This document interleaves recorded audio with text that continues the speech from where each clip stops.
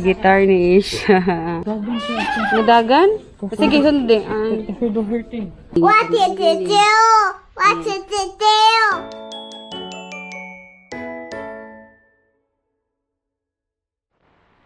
Good morning, guys! Magpapacheck up kami. Ipapacheck up naman si Isha kasi may ubo at sipon. At syempre, dahil may insurance naman, ay mapapa-check up namin. Iba talaga pag may peace of mind. Kasi dito, may insurance naman si Isha. 70% ang binabayaran ng insurance. Tapos 30% binabayaran namin ng patient. Bukod doon, ang Sapporo City ay may child support. So, yung 30%, maliles pa yun ng child support. Usually, pag nagpapacheck up kami kay Isha, 540 yen lang binabayaran namin. With gamot na yun. Gamot sa ubo, sa sipon, or lagnat. Depende kung anong i-prescribe ng doctor. Kaya, ayun. Naayusan ko lang si Isha. 540 yen is, how much do you think? It is 200 plus. Mga 200 plus in peso. Hindi ko na alam kung pareho sa ibang mga city or prefecture. Pero dito sa Sapporo, ganun. Ang laki ng child support. Ngayon, may reservation system online. Kaya check lang namin. Para alam namin kung matansya namin kung anong oras kami aalis. O bike distance lang naman siya, like mga 5 to 7 minute bike lang. Lapit. Si Isha. Problema namin kay Isha. Konti lang mga damit niya na short sleeve. Kaya ito, suot niya. Pasko, ang pinakamagandang kwento. You show your Pasko, ang pinakamagandang kwento. Yan, oo. Yan, ang t-shirt niya. Last Christmas. Oh, siya, wait. Unfinished? Oh, you drink the milk na? Oh, yan. Very good. We're not going to the dentist today, Isha. We're going to the pediatric clinic. Currently 6 people waiting, 24 minutes. Kaya. Go? 6 people waiting daw. Yan, number ka ng anong number na ang ini-entertain. Achoo. Diba? Ay! Wala. Kawawa naman ang baby namin. Tipo na ubo yun. Sige siya. Hindi na kami naligo. Ayan guys, nandito na kami. Nandito na sa kabila yung clinic. Ayan.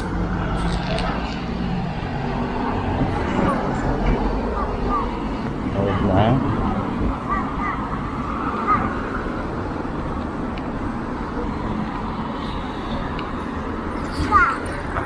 Ayan na mismo yung ano mo dyan po sa side mo?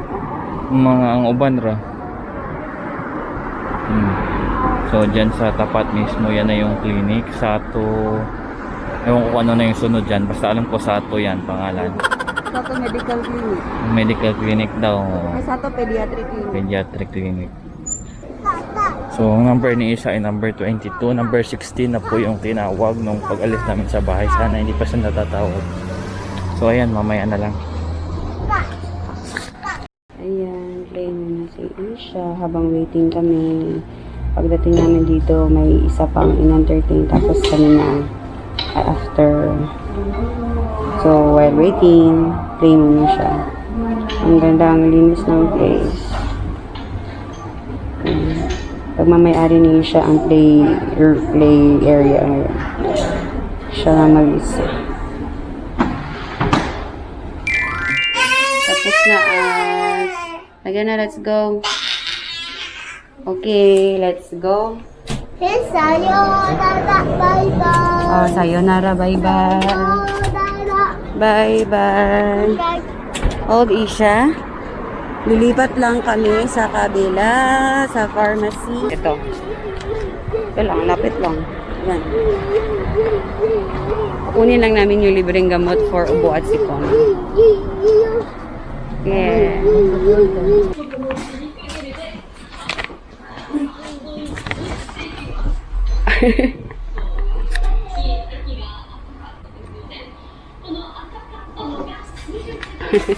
Bakit yan tumakbo?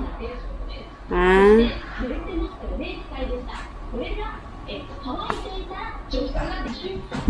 Wait lang namin yung gamot ginagawa ng personalized kasi yun. Bigyan ng pangalan ni Isha. Ganito yung tsura ng pharmacy. Quiet. So, dumaan muna kami dito sa Kando.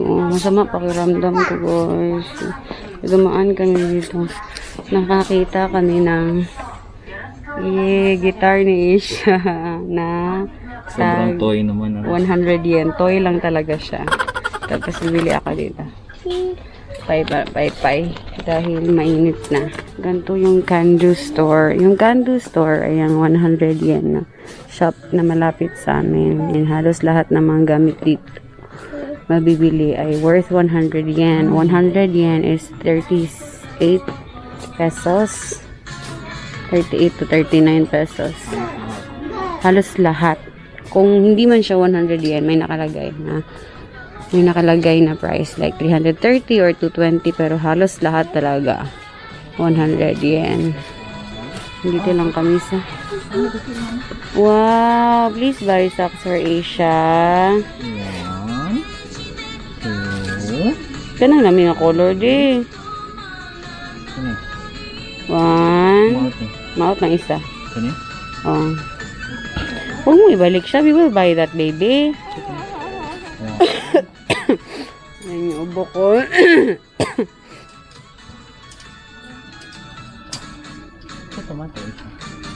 Pwede pong pang girly. Oh, ito sa Picos to. Girly to ah. Kanaling coordinate socks. Kana na lang. Ayo, lahi agod. 1. Kanang purple. Oh, kato. Nice. Oh. Palag size? 50-19? Kani 39. Dako ra na ni siya. Dako na. Kani? Dako ra? O kani rin nga ni. Ana ka na nga size. Kani ito. Ano mata isa? Isha! Ay naku, tumakas.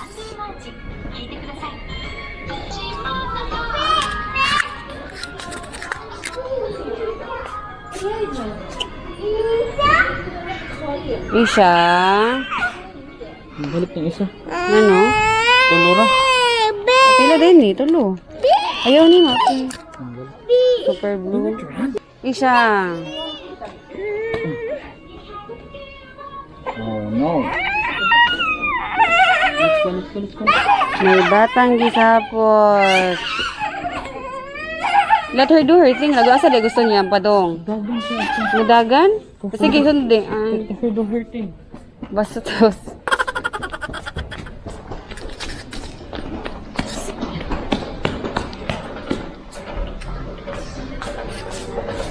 Gusto niya lang pala dito. Daddy. Let's go ta. Let's go to daddy ta. Takay na ko. Let's go. Yun guys, imbis mag-vlog ako doon sa loob ng Kando yung pinili namin. Si Isha tumakbo. Tumakbo yan. Ay, hindi na tuloy ako naka-vlog. Yan lang naman binili namin. Cotton buds. Socks din siya. Uwi na kami pa sa bahay kasi magluluto pa ng lunch. Magbalik lang kami. Yan siya, oh. Yan siya, oh. Batang biyagon. Sige, bike muna kami guys. Bike muna kami, pauwi. Nakapagluto na si Daddy ng Bicol Express. Pero sabi niya, ano daw, Sapporo Express daw kasi nasa Sapporo naman kami. Diba? Sarap tingnan. Then may tirang sausage kayo ng umaga. Thank you, Daddy, for cooking. Ayan ang baby namin. Masaya sa kanyang guitar.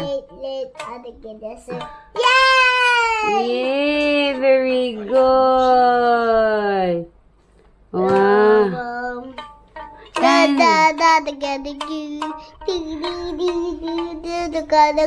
Oh?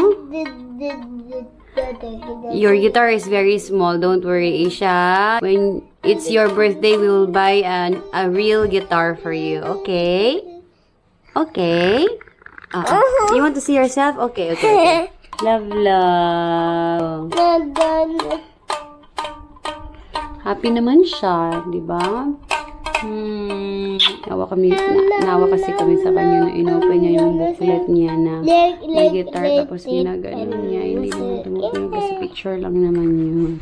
Ayan, and we saw 100 yen only. Sa Kandu. Our Isha is very, very mahilig sa music. Singing.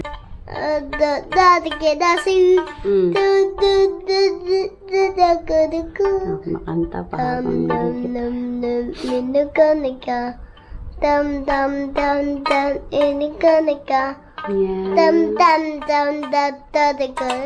Isha, are you happy? Are you happy? Isha is already 4, but when we ask her some things, hindi pa niya siguro lahat naiintindihan or hindi lang niya alam mag-respond either. Pero may mga tanong yun na naiintindihan niya, like yung mga routinary activities. Though there are still many na hindi niya What did you do? What did you do? Ayan. What did you do? What did you do daw? Alam niya kapag what did you do, she is doing something wrong. May nahulog, may nasira, and then she will say, what did you do? Yan nasira kasi. String niya sira agad. Ay, sa araw. Mga, alam niya yung what did you do? Daddy help. If she wants to ask for help, pero kahit ako ang ina-ask niya ng help, daddy help pa rin sinasabi niya. I try to correct na, mommy help, but daddy help pa rin sinasabi niya. Meron ding, yes, alam niya din yung mga, socks please, put in the sink please. Can you say put in the sink please? Like, papalagay namin yung glass niya. Put in the sink, please. Or throw, please. Yun, mga naiintindihan niya siya yun. Yung mga ginagawa araw-araw.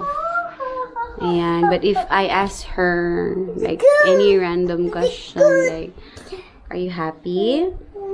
Hindi niya pa alam yun. If I ask her, what did you do in school today? Hindi rin niya masagot. Though I know there will come a time na aabutin kami sa point na yan na maintindihan ni siya yung mga questions na yan. Makikipag-usap din siya sa amin. But maybe not now. Na-expose naman siya sa school and we talk to her every time. I know and we believe Isha will improve soon in Jesus' name. Diba? What are you doing? Ay, nagpupupo siya. So, let's give her time. She can't say it yet na mommy, I want to pupo. Hindi niya pa masabi. But, she can already say, oo, after. After siya nagpupo. Oo, ibig sabihin, she wants me to know that she has already pooped. And then, after that, she will say, usually, I wash lang. But kami continue. I wash my puwet. So, yeah, she knows that. Oh, gasa na yung puwet niya. Okay, guys. Pugasan ko muna si Isha. And see you in our next vlog. Janet! Janet!